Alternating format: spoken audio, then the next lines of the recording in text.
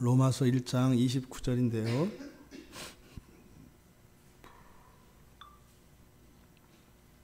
우리 28절부터 로마서 1장 28절부터 32절까지 같이 읽겠습니다. 또한 그들이 마음에 하나님 두기를 싫어하며 하나님께서 그들을 그 상실한 마음대로 내버려 두사 합당하지 못한 일을 하게 하셨으니 곧 모든 불의, 추악, 탐욕, 악의가 가득한 자요, 시기, 살인, 분쟁, 사기, 악독이 가득한 자요, 수근수근하는 자요, 비방하는 자요, 하나님께서 미워하시는 자요, 능욕하는 자요, 교만한 자요, 자랑하는 자요, 악을 도모하는 자요, 부모를 거역하는 자요, 우매한 자요, 배약하는 자요, 무정한 자요, 무자비한 자라. 그들이 이 같은 일을 행하는 자는 사형에 해당한다고 하나님께서 정하심을 알고도 자기들만 행할 뿐 아니라 또한 그런 일을 행하는 자들을 옳다 하느니라. 아멘.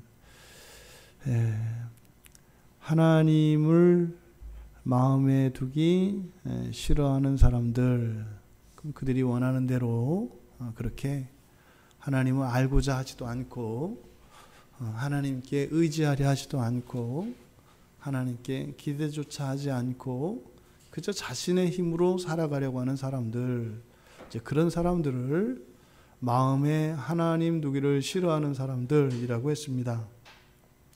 그런 사람들을 하나님께서는 그대로 두신다는 거예요. 정말로 하나님 없이 내가 한번 살아보겠습니다. 그러면 사실상 그것은 우리가 생각하는 나의 능력과 이런 것이 그 또한 하나님의 은혜였다는 것을 알게 된다는 거죠. 그래서 상실한 마음대로 버려둔다라고 하는 것은 우리가 죄 가운데 있을지라도 우리에게 하나님께서 베풀어 주시는 은혜가 있습니다. 저 보십시오. 깁스를 이렇게 했지 않습니까? 어제 낮에까지만 하더라도 두 다리를 멀쩡히 걸었단 말이죠. 그러니까 그게 당연한 것이고 제 힘과 제 건강이라고 생각을 한 거죠. 그런 게 이제 하나님이 억제하시는 은혜예요. 우리의 몸을 아프게 하거나 우리의 마음을 상하게 하거나 우리 인생 가운데 갑자기 어려운 일들이 생기거나 이런 것들이 안 일어나는 것이 사실 하나님의 은혜 안에 있는 겁니다.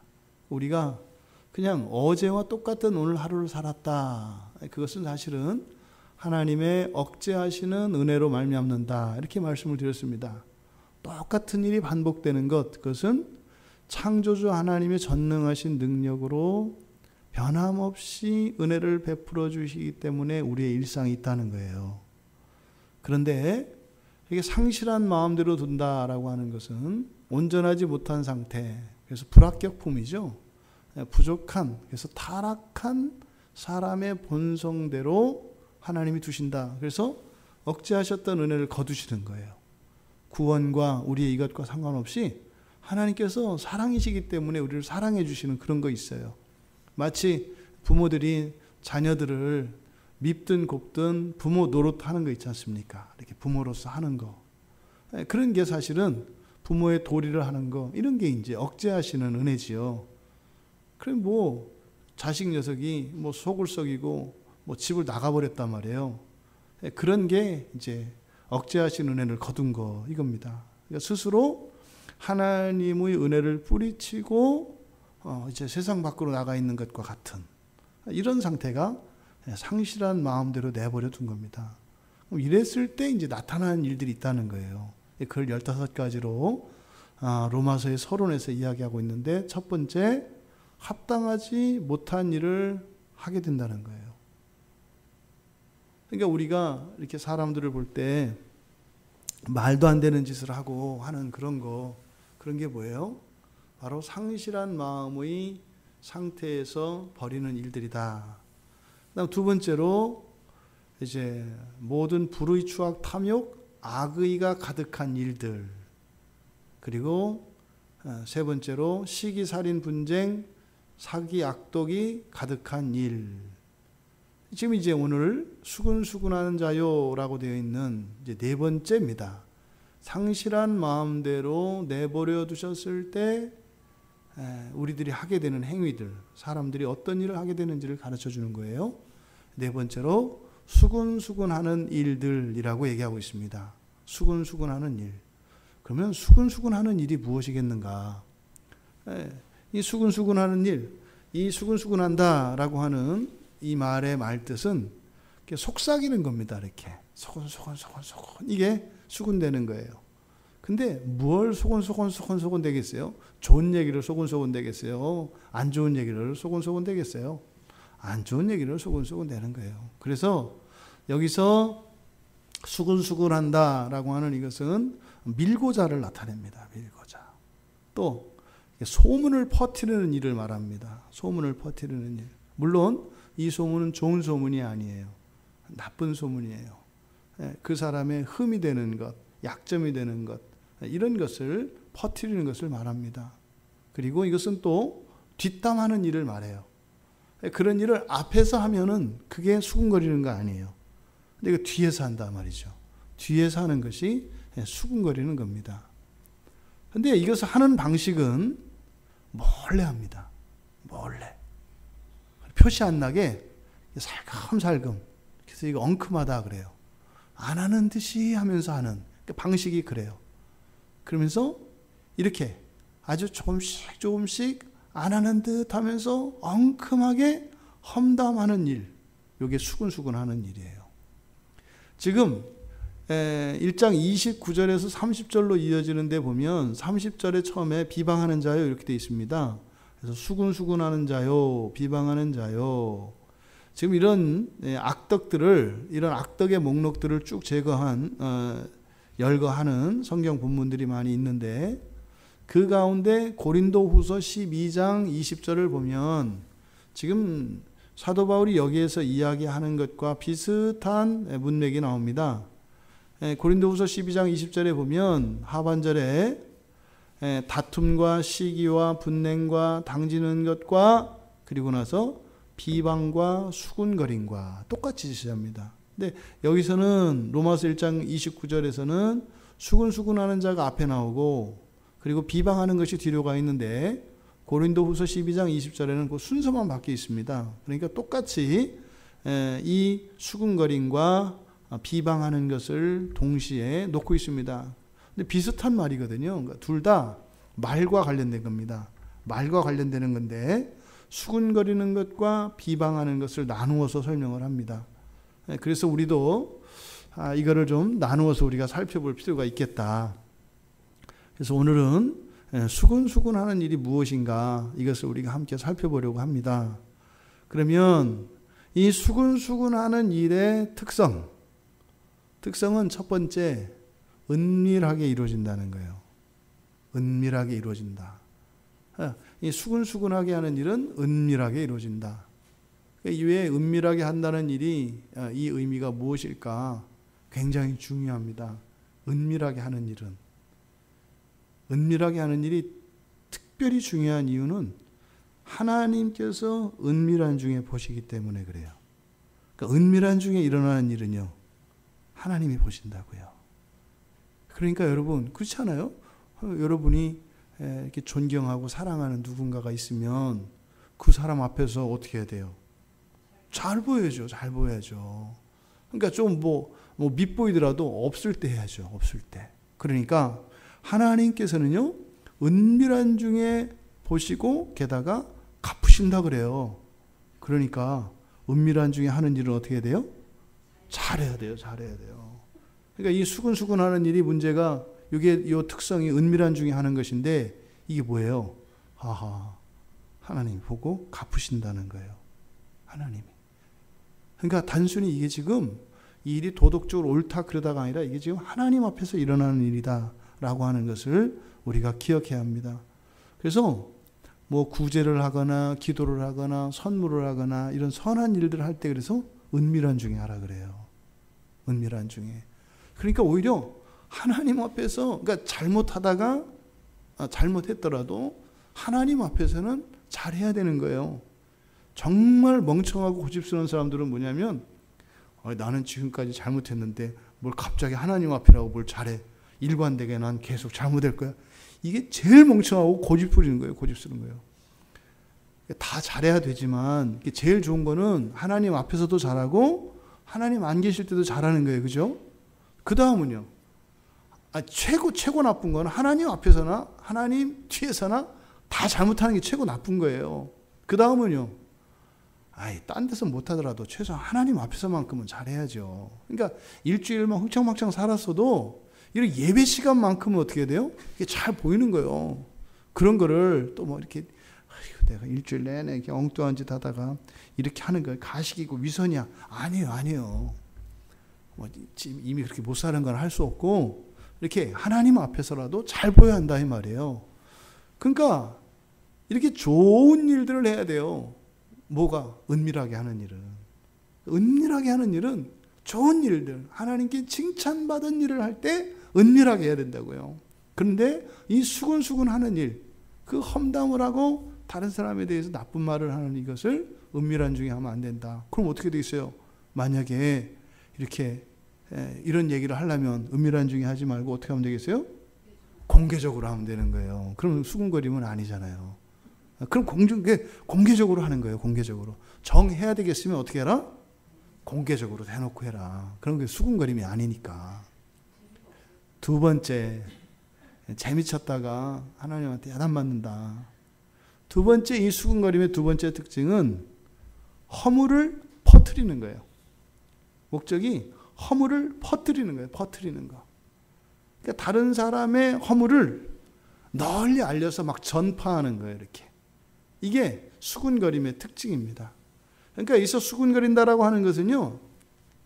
뒤에 비방하고 비교했을 때 다른 것은 뭐냐면 수군수군하는 것은 사실을 말해요. 없는 것을 날조하거나 이러진 않아요. 근데 비방은 그 사람을 모욕하고 깎아내리기 위한 것이기 때문에 수단 방법 아니고 거짓말도 막 해요. 비방은. 그런데 수군수군하는 것은 거짓말은 아니에요. 거짓말은 아니에요. 하지만 하는 이야기가 뭐예요? 하지 말아야 할 이야기, 하지 않아도 될 이야기. 허물이에요. 허물. 그 허물을 막 퍼뜨리는 거. 이것이 수군수군하는 일의 특성입니다. 허물에 대한 성경의 가르침은 어떤 건가요? 성경의 가르침은 허물을 덮어주라고 해요. 그게 사랑이라고 해요. 허물을 덮어주는 것이 사랑이다. 그런데 그것을 덮어주는 것이 아니라 오히려 한 번, 두 번 이렇게 거듭해서 말하는 것. 이거는 이간하는 사람이다 그래요. 사랑 없는 사람이다 하지 않고 이간하는 사람이다 그래요. 그러니까 사랑을 공격하는 사람들이죠. 그러니까 허물을 이야기하면 갈라지게 되어 있습니다. 이렇게 세 사람이 있는데 다른 사람이 뭐 A, B, C 이렇게 있으면 A가 B의 허물에 대해서 C에게 와서 이야기를 하면 C와 B는 어떻게 돼요? 멀어집니다. 그래서 허물을 퍼뜨리는 이 일은 이간하는 일이 됩니다. 예수님께서 마가복음 11장 25절에서 아무에게나 혐의가 있거든. 그러니까 아무에게나는 모두 다예요. 모두 다. 모든 사람들에게 이런 뭐 잘못한 흠이 되는 그런 일들이 있으면 또 너에게 잘못한 거 그냥 그 사람의 약점일 뿐만 아니라 너에게도 이렇게 피해를 끼친 그런 것이 있더라도 용서해라 그래요. 용서해라. 시편 101편 5절에 보면 자기 이웃을 은근히 헐뜯는 자. 이 은근히 헐뜯는 거 이게 뭐예요? 요거 수군거리는 거예요. 은근히 헐뜯는 자. 그런 자를 내가 멸할 것이다 이렇게 얘기합니다. 내가 멸할 것이다. 사도 바울이 끝에서 32절에서 인용을 하잖아요. 이 같은 일을 행하는 자는 사형에 해당한다고 하나님께서도 정하심을 알거든. 그러니까 이웃을 은근히 헐뜯는 자들은 멸한다. 멸한다. 그래서 레위기 19장 16절에서도 백성 중에 돌아다니며 사람을 비방하지 말라 그래요. 돌아다니면서 다른 사람의 허물을 이야기하지 마라. 이렇게 얘기를 합니다. 여러분, 우리들은요, 예수를 믿는 우리들은 사실은 예수를 믿는 사람들의 허물과 죄는 어떻게 됐나요? 원리적으로 사해졌죠. 그러니까 예수를 믿는데 어떤 사람이 그 사람에게 허물과 죄가 있는 사람이에요, 없는 사람이에요? 여러분들이 대답 안 하려고 하는 건 없긴 없는데 있기도 하고 그래서 그러는 거 아니에요? 있기도 있고 없기도 하고, 그러니까 이거는 물어보는 사람에 따라서 답이 틀릴 수 있으니까. 예, 근데 원리적으로 이렇게 하면 없어진 거예요. 그러니까 왜요? 예수 그리스도께서 우리를 대신하여 죽으셨기 때문에, 그래서 우리들은요 그 허물과 죄로 말미암아 예수와 함께 죽었다 다시 살아난 사람들이에요. 이게 그리스도인입니다. 그 말은 무슨 말이에요? 더 이상 허물과 죄가 우리에게 있다 없다? 없다. 이게 그리스도인이에요. 그런데 문제는 그런 일상에서 저지르는 행위에는 허물과 죄가 있나요, 없나요? 있어요. 행위에는. 그러니까 우리의 존재 자체는 허물과 죄가 없는데 우리들이 하는 짓은 허물과 죄가 있다 이 말이에요.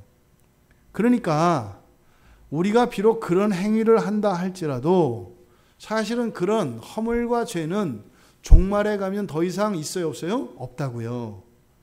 그러니까 지금은 이렇지만 종말에 가면 정말 예수님께서 우리의 모든 허물을 사해 주셨던 것처럼 존재론적 신분뿐만 아니라 존재적으로 우리의 행위와 본성 모두가 그렇게 된단 말이에요.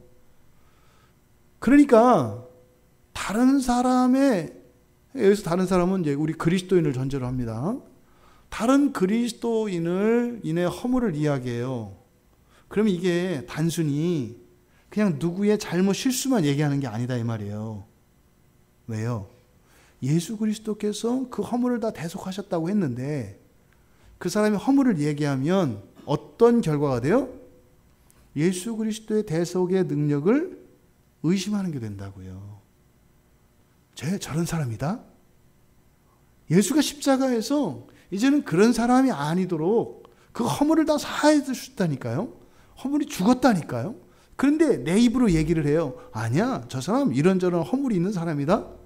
그 말은 바로 그리스도께서 행하신 그 대속을 의심하는 일이고, 또 그들을 그 허물을 이야기함으로써 그리스도의 구속 안에서 누리는 평화를 깨는 일이 되어버립니다.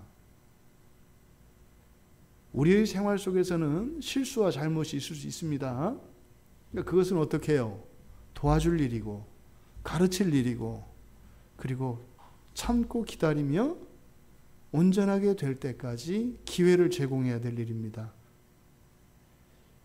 이게 꿈 같은 얘기 같은데 이게 교회예요. 100번이고 1000번이고 실수하더라도 그냥 될 때까지 계속 하도록 하는 거라고요. 사실은 이런 삶을 사는 사람들이 있어요. 누가 이렇게 살아요? 부자들이요, 부자들. 네. 부자들은 이렇게 살아요, 부자들은. 부자를 해서 망하면 어떻게 해요? 다시 또 차려줘요. 또 망하면요. 또 차려준다니까요. 망하면 또 차려줘요. 될까요, 안 될까요? 돼요. 계속 하다 보면 그거 망하면서 공부해요. 물론 참 무지무지 돈 들여서 공부하는데 된다고요. 그러니까 이 세상에서도 계속 하면 된다는 거 알아요. 계속 하면. 그러니까 우리 교회 안에서 해야 될 일은 바로 우리가 허물과 죄로 죽었다가 다시 살아난 사람들이기 때문에 그 허물과 죄가 완전히 사라질 것을 믿고 다른 이들의 죄와 허물을 이야기하면 안 되는 거예요.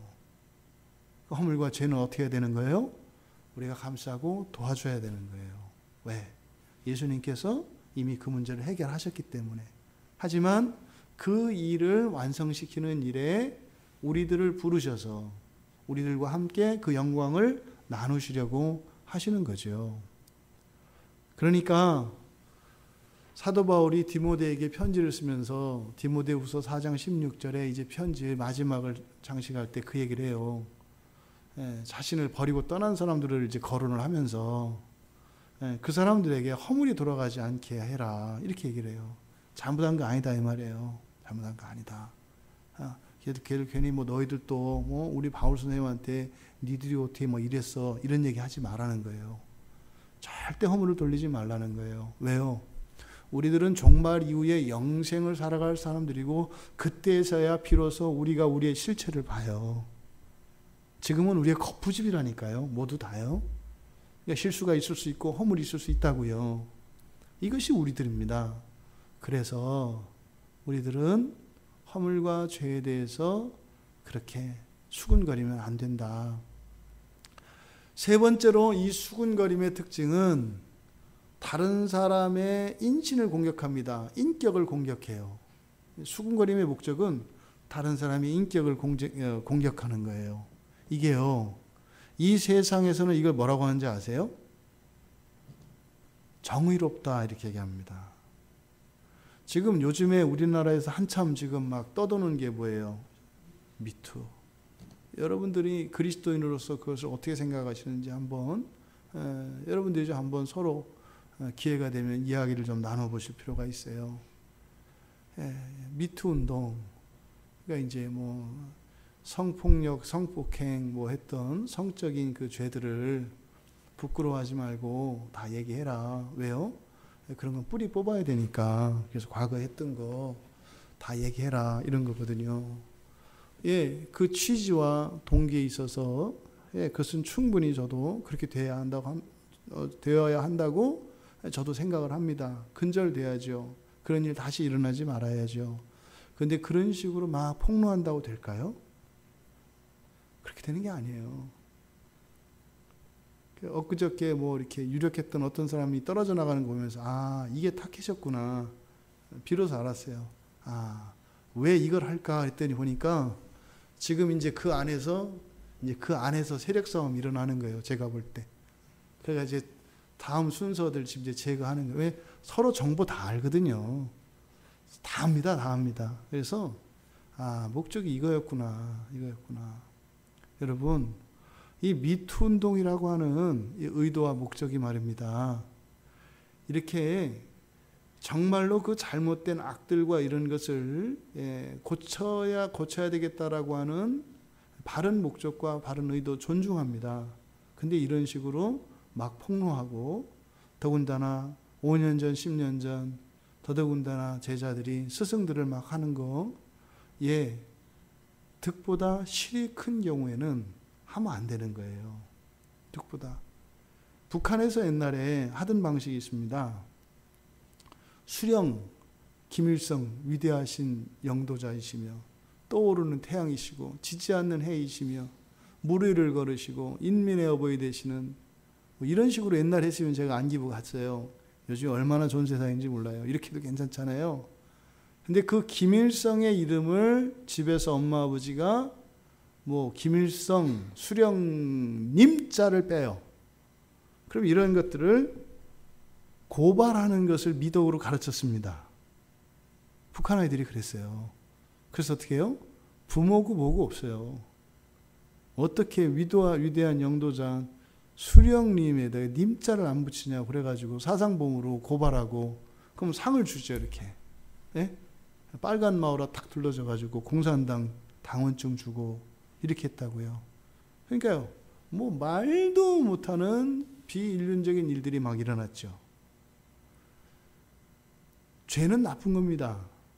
그런데 그렇다고 해서 그것을 이렇게 막 폭로하는 것, 그래서 부모의 또 심지어는 스승의 심지어는 동료의 이런 인격을 공격하는 이런 것들은 매우 위험합니다. 보세요. 이건 결과는 피해자만 남습니다. 이렇게도 고쳐지는 게 아니에요. 그러니까 이 수군거린다라고 하는 것은 그 목적이 뭐라고요? 공격하는 거라고요. 그런데 보세요.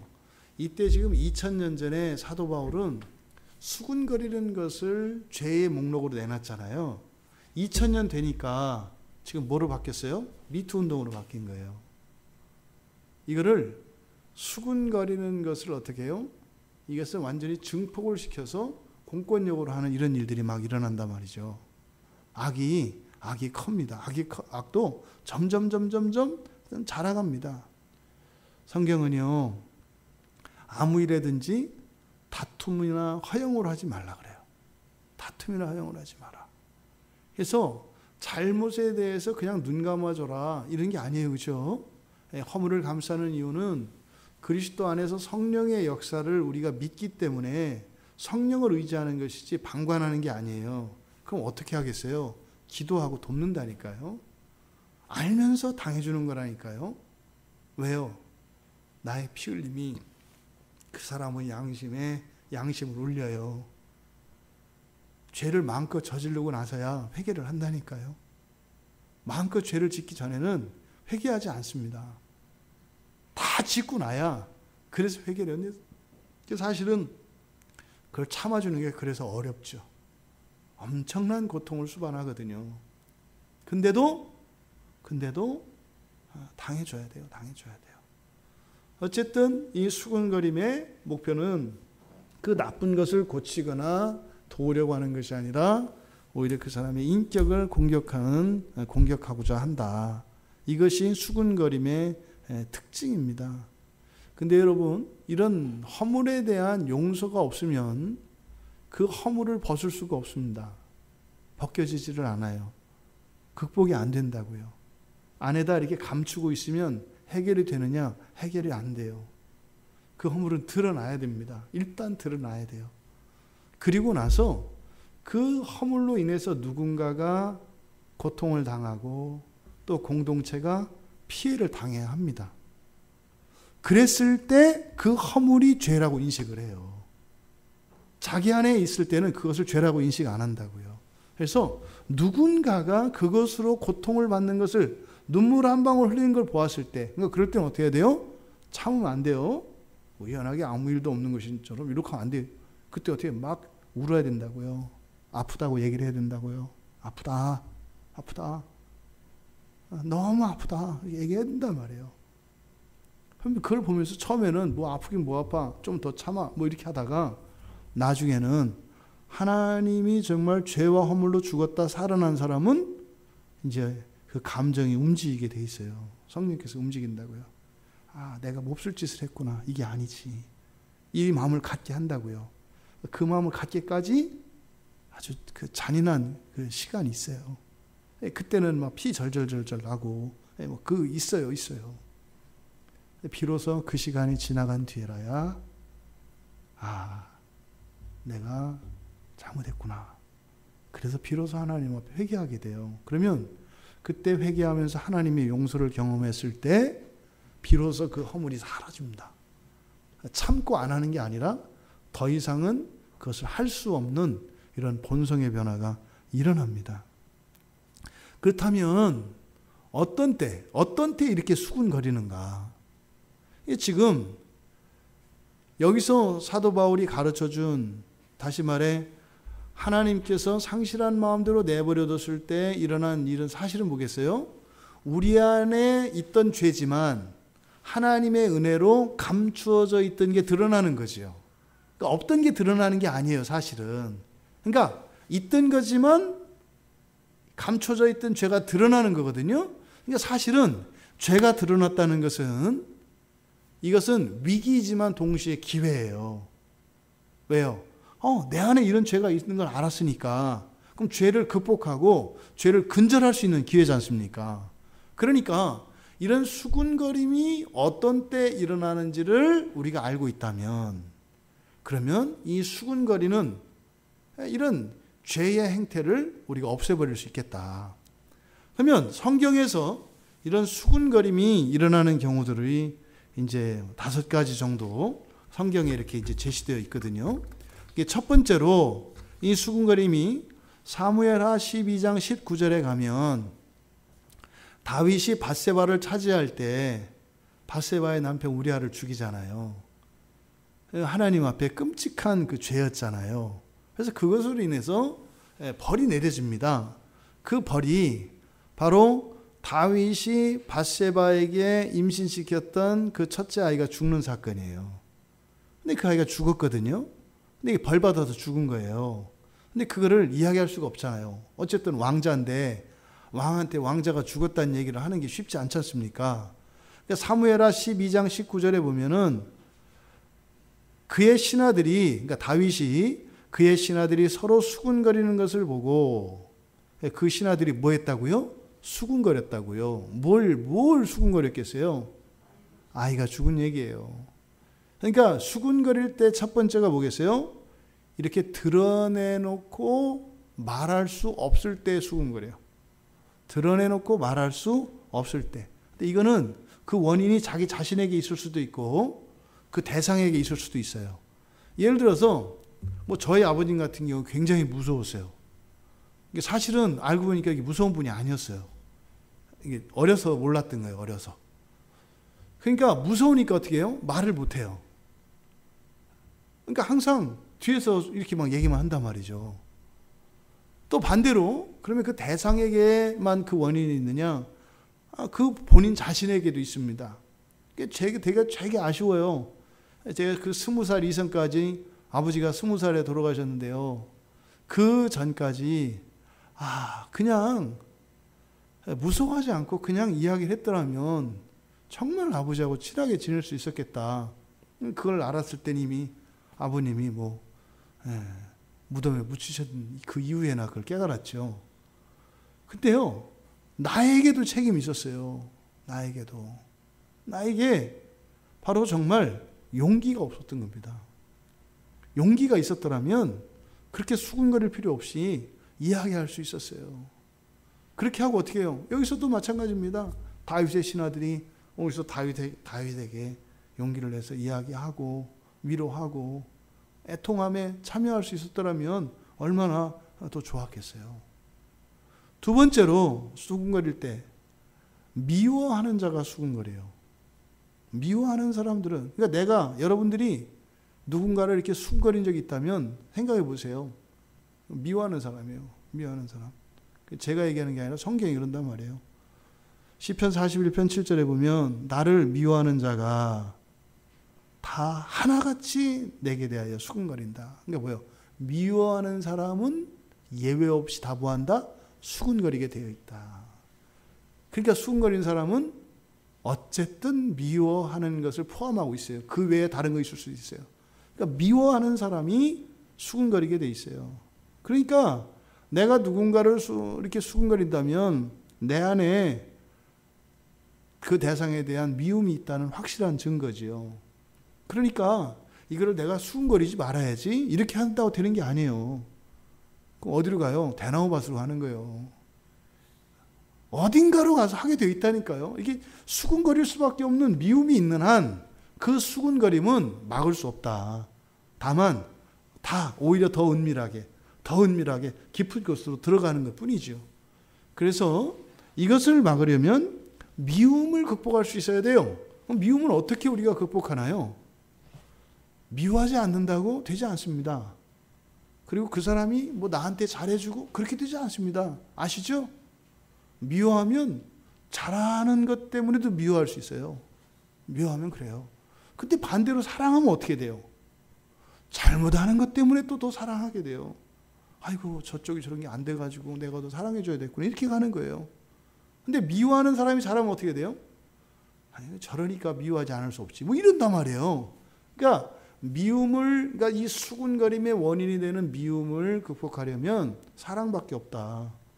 근데 그 사랑이 어디서 와요? 하나님께서 와요. 어떤 행위나 여기서 오는 게 아니에요. 하나님께서 와요. 하나님께서. 그러니까 하나님으로부터 더 큰 사랑을 받는 수밖에 없어요. 세 번째로 이 수군거림이 예수님 제자들도 수군거릴 때가 있었어요. 그러니까 이때는 보니까 주님 말씀을 이해하지 못할 때 수군거려요. 이게 주님이 말씀하시는 거 이해하지 못하면 수군거리게 돼 있어요. 마가복음 8장에 16절, 15절부터 이제 예수님께서 이제 마가복음 8장 15절에서 그러세요. 바리새인들의 누룩과 헤롯의 누룩을 조심해라.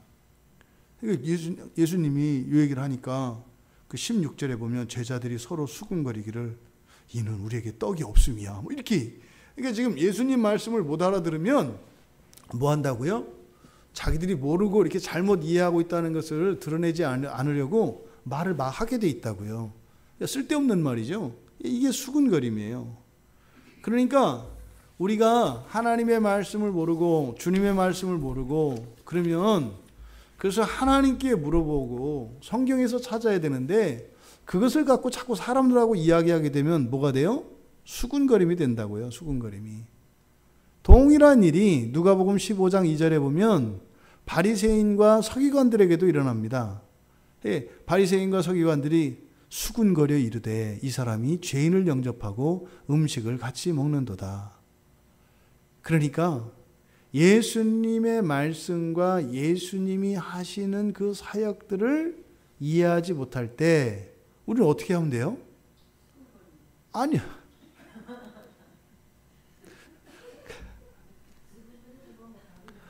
그러니까 수군거리지 말아야 되잖아요. 하나님이 보신다니까. 그거 하나님이 갚으신다니까. 그러니까 수군거리면 안 되잖아요. 근데 그냥 내비두면 수군거리게 돼 있어요. 그러니까 어떻게 해야 돼요? 물어봐야 돼요. 물어봐야 된다니까요. 물어서 확인해야 되는 거예요. 이런 건가요? 이렇게 확인해 봐야 된다고요. 그러면 말하는 상대가 달라지겠죠. 말하는 상대가 달라지는 거예요. 그러니까 상대를 잘못 선택하면 이것이 수군거리게 돼요. 어차피 답을 알지 못하는 사람들하고 이야기하면 어떻게 돼요? 계속 수군거리게 돼 있다고요. 수군.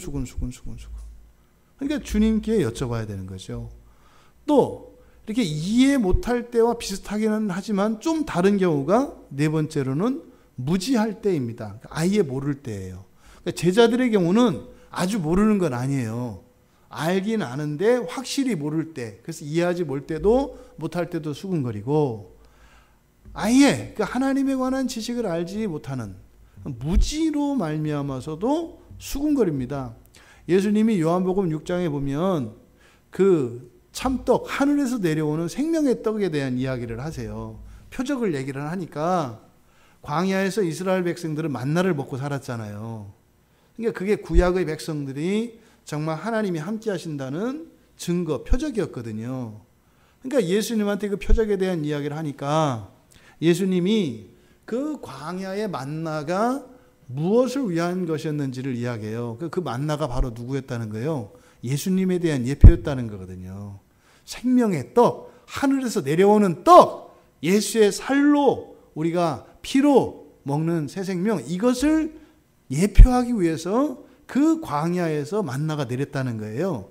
요 얘기를 이제 예수님께서 말씀을 하시죠. 그러니까 예수님이 하늘에서 내려온 떡이라고 하니까 이게 도대체가 무슨 말인지 이게 앞뒤가 맞지도 않고 모른다고요. 그러니까 유대인들이 뭐라 그래요? 수군거린다고요. 이해하지 못할 때나 그리고 모를 때 물어야 합니다. 물어야 돼요. 성경을 보거나 기도하면서 물어야 돼요. 하나님, 진짜 이거 하나님의 마음 맞아요? 이 일이 하나님이 하시는 거 맞아요? 왜 그러셨는데요? 뭔데요? 물어봐야 된다고요. 그리고 성경 속으로 들어가서 그런 사례들을 법전을 찾듯이 이런 판례들을 찾아봐야 돼요. 과연 그런 일이 있을 때 하나님이 그렇게 하시는 분이신가? 예? 그럼 성경에 판례를 들이대서 하나님 법정에 되는 거예요. 하나님 판례에 의하면 이럴 때 이러시면 안 되시네요. 옛날에 이랬다면 나한테 왜 이러세요? 이런 거죠. 그럼 하나님 뭐라고 했어요?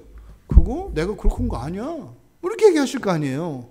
그러니까 이런 무지와 몰 이해에 대해서는 여쭤봐야 돼요. 물어봐야 돼요. 그러니까 하나님께 물어봐야 될 것을 사람들하고 이야기하게 되면 어떻게 돼요? 수군거리게 돼요. 얼마나 많은 폐단들이 나오는지 몰라요. 얼마나 많은 폐단이. 그러니까요. 기도하지 않고 성경을 보지 않고 설교를 듣지 않으면요. 그 사람은 수군거리면서 살게 돼 있어요. 그런 사람들하고 얘기하면 논쟁만 자꾸 커집니다. 어떻게 하면 이렇게 삼천포로 잘 빠지는지 얘기하면 삐딱하게 막 나가는데 천재들. 이렇게 하면 저쪽으로 이렇게 하면. 그러니까 아주 왼쪽으로 가도 오른쪽으로 가도 다 아주 벼랑길로 몰아가는 재주가 있어가지고 그러니까 하나님께. 그래서 기도하지 않으면요. 그냥 그 사람에서 나오는 말은 대개는 수군거림이 돼요. 그 사람이 성경을 읽어도 그 사람은 수군거림이 돼. 이게 그래서 우리의 삶 속에 이런 경건의 실천들이 절대적으로 필요하다라는 것을 깨닫게 합니다.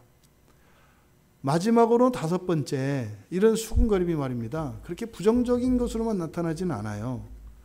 요한복음 7장 31절 32절에 보면 무리 중에 많은 사람이 예수를 믿고 말하되 그리스도께서 오실지라도 그 행하실 표적이 이 사람이 행한 것보다 더 많으랴? 무슨 말이에요? 야, 이 사람이 그리스도 맞네, 메시아 맞네, 이런 거예요. 그러니까 예수님에 대해서 이스라엘 온 백성들의 관심이 집중됐었습니다.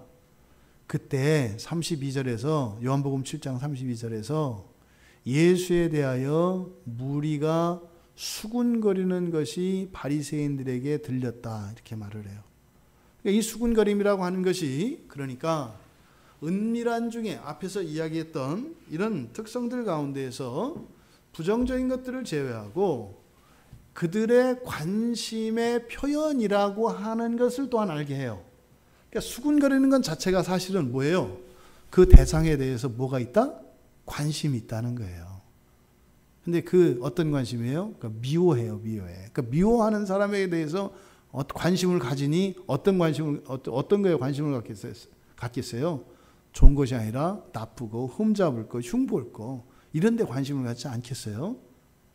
그러니까 예수님에 대해서 사람들이 수군거렸을 때 이때는 예수님의 흠을 잡은 것이 아니라 예수님의 메시아 되심, 그리스도 되심의 증거들에 대해서 부인할 수 없으니까 부인하고 싶은데 인정하기 싫은데 인정하지 않을 수 없으니까 그렇게 수군거렸다고요.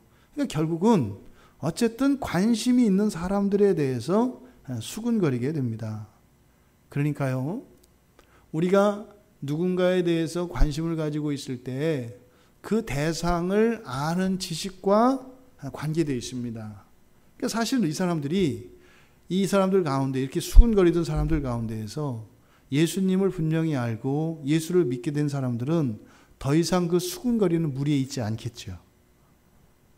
예수를 알게 되면 거기서 나온다고요. 그러니까 예수를 아는 지식을 가지게 되면 그 수군거림에서 벗어나게 되어 있습니다. 여러분, 하나님께서 그 상실한 마음대로 내버려뒀을 때 일어나는 그 일들로 수군수군거리는 일을 사도 바울이 우리에게 제시하고 있습니다. 그렇다면 우리도 이런 수군거리는 일 한번 안 해봤겠어요? 섭섭하잖아요. 이런 거 안 해보면 또 죄도 한 번씩 다 해봐야 또 할 말이 있는 거니까 해봤죠. 그러니까 이런 수군수군거리는 일이 나에게 있었고 또 현재적으로 내 주변에서 일어나고 있다면 그것은 하나님께서 억제하시는 손을 거두셨다고 하는 확실한 증거라는 거. 아, 하나님이 억제하신 은혜를 거두셨구나. 그러면 그게 우리에게 주는 의미가 뭐겠어요? 그냥 그런 상황을 불평하고 원망하고 이렇게 핑계할 것이 아니라 오히려 우리가 더 성장하고 성숙할 수 있는 기회로 삼자는 거예요. 왜요? 감춰졌던 죄가 드러났으니까. 일거리가 생겼잖아요. 문제거리가 드러났잖아요. 근데 이거는 반드시 해야 되는 거거든요. 언제 하더라도. 그 잘못으로 인해서, 우리의 잘못으로 인해서 하나님의 억제하는 은혜가 거쳐짐으로써 드러난 죄이기는 하지만 죄가 드러났을 때는 항상 이것을 어떻게 해요? 오히려 전화위복의 기회로 삼을 수 있다라는 겁니다. 그러니까 이렇게 그 수군거림의 이유는 분명히 우리 안에 그 이유가 되는 죄가 내재하고 있다는 증거니까 우리가 위에서 살펴보았던 것처럼 언제 우리가 이렇게 수군거리게 되는가 그 상황들을 어떻게 대비해야 되는지를 우리가 성경을 통해서 배웠습니다. 용기가 있으면 되겠고요. 그리고 사랑이 있으면 되겠고요. 또 정직과 지식으로 오히려 이 수군거림의 상황에서 수군거리지 않고 오히려 우리의 무지를 깨트리고 또 우리 안에 있는 미움을 극복하고 또 우리 안에 있는 이런 소심함과 두려움을 없앨 수 있는 기회가 된다. 그래서 이렇게 하나님께서 억제하시는 은혜를 거두셔서 이런 수근수근 거리는 일들이 나와 내 주변에 일어날 때 그것을 기회로 삼을 수 있는 우리 모두가 되기를 바랍니다. 그래서 오히려 우리의 죄와 우리의 허물로 인해서 우리의 삶 속에 하나님이 징계하실지라도 오히려 하나님 이게 저희들한테 은혜였어요. 하나님 이 일 때문에 저희들이 잘 되었어요. 이렇게 고백할 수 있는 우리 모두가 되기를 바랍니다. 아주 통쾌한 일이 뭐 새벽에 잠깐 말씀을 드렸는데 이번 우리 교회에서 시차례를 열었잖아요. 그때 일어났다고요. 정말 딱 이런 상황이었어요. 이런 상황. 그러니까 막 이런 수군거리는 일을 하는 사람들이 있었거든요. 그러니까 막 이 수군 하는 일들은 사실은 우리 안에 예를 들어서 노회 시차례 안에 있던 공동체 안에 있는 어떤 죄를 보게 했어요. 아, 우리 안에 이런 게 있었구나. 그런데 그 수군거리는 사람들은 모르죠. 막 그렇게 하는 거예요.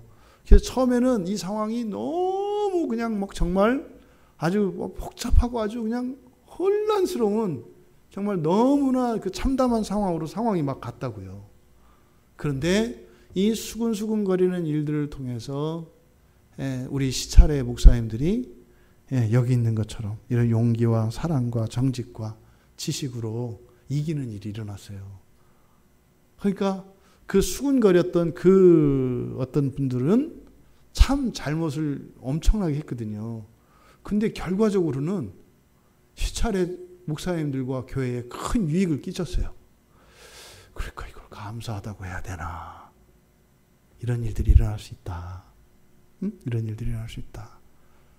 그러니까 죄로 인해서 하나님의 억제하시는 은혜를 거두셔서 징계와 같이 나타난 이 수근수근 거리는 일들을 통해서도 은혜를 주시려고 하는 하나님의 그 참뜻을 우리가 깨달을 수 있길 바랍니다.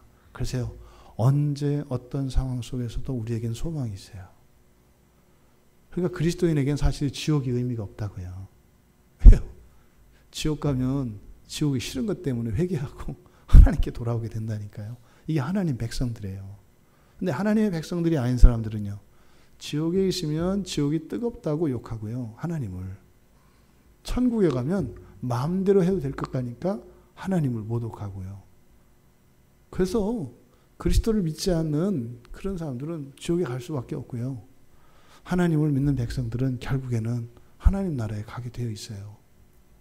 우리 현재의 삶 속에서도 이 수근수근 거리는 일들로 인해서 많은 개인들과 많은 공동체가 어려움을 많이 당합니다. 앞서 말씀드렸던 것처럼 이 수근거림으로 인해서 일어나는 이런 이간질과 분열과 이런 상처와 말도 못하는 일들이 많이 일어납니다. 하지만 그런 일들은요, 원래 이 세상의 정체라니까요. 근데 우리들은 그걸 조심할 게 아니라 수근수근 거리는 일들이 일어나지 않게 해야 되겠다.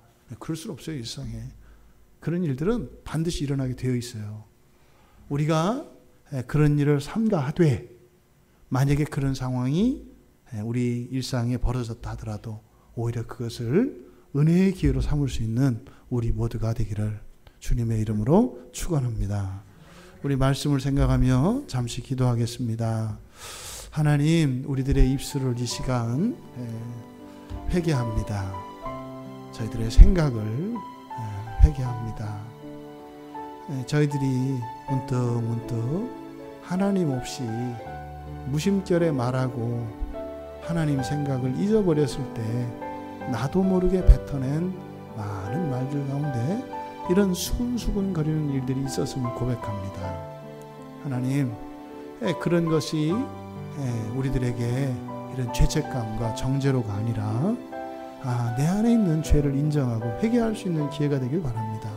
그래서 정말 하나님께서 억제하시는 은혜를 거두셔도 내 안에 이 수근수근하는 일들은 더 이상 일어날 수 없는 거룩한 본성으로 우리를 새롭게 하여 달라고 우리 같이 기도하겠습니다.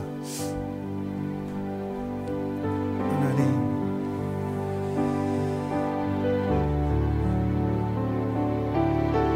예수 그리스도의 대속의 은혜에 살면서 하시는 죄된 습성을 버리지 못하고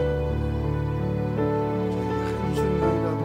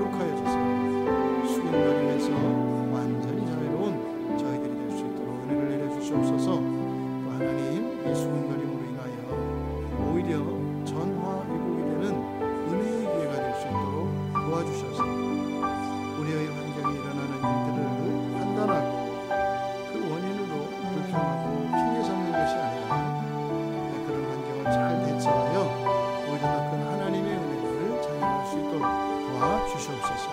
감사하며 예수님의 이름으로 기도드리옵나이다. 거룩하신 하나님, 저희들이 지금까지 살면서 수근수근 거렸던 일들을 고백합니다. 하지만 이제 앞으로는, 이 이후로는 그러한 일들이 저희들의 삶 속에 일어날 때 잘 대처하여서 오히려 그 수군거림의 원인이 되었던 저희들 안에 있는 죄가 무엇인지 분명히 깨달아 그 죄를 극복하고 이김으로 저희들의 본성이 성숙하고 성장하는 은혜의 기회로 삼게 하여 주시옵소서. 감사하며 예수님의 이름으로 기도드리옵나이다. 아멘. 하늘에 계신 우리 아버지여, 이름이 거룩히 여김을 받으시오며 나라의 마옵시며 뜻이 하늘에서 이룬 것 같이 땅에서도 이루어지이다. 오늘날 우리에게 일용할 양식을 주옵시고 우리가 우리에게 죄진 자를 사하여 준 것 같이 우리의 죄를 사하여 주옵시고 우리를 시험에 들게 하지 마옵시고 다만 악에서 구하옵소서. 대개 나라와 권세와 영광이 아버지께 영원히 있사옵나이다. 아멘.